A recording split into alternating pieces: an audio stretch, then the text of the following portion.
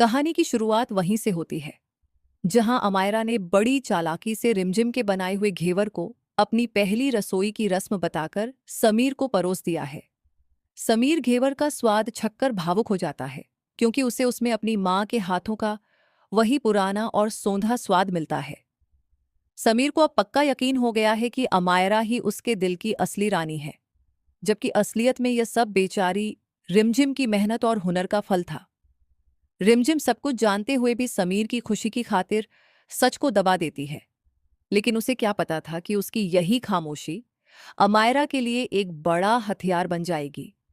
Twist तब आता है जब समीर और चाची सा अमायरा की कुकिंग के कायल होकर उसे कॉलेज की लड़कियों के लिए दोबारा वैसा ही घेवर बनाने की चुनौती दे देते हैं।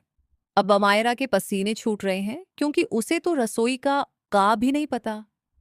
किचन में जब रिमझिम उसकी मदद करने की कोशिश करती है तो अमायरा अपना घमंड दिखाते हुए उसे धक्के देकर बाहर निकाल देती है और उसे पैसों का लालच देती है।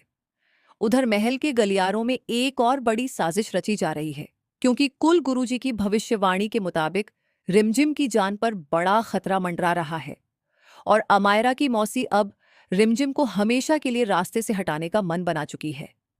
अगले एपिसोड में धमाका तब होगा जब अमायरा अपने ट्रैवल डॉक्यूमेंट्स चोरी होने का झूठा नाटक रचेगी और सारा इल्जाम रिमझिम के सिर मढ़ देगी। समीर गुस्से में आगाबूला होकर रिमझिम पर चिल्लाएगा, लेकिन तभी एक ऐसा राज सामने आएगा जिससे महल की नींव हिल जाएगी। मौसी दावा करेगी कि जब समीर और अमायरा के फेरे हो रहे थे तब रिमझिम कमरे में कुछ बहुत बड़ा छिपा रही थी।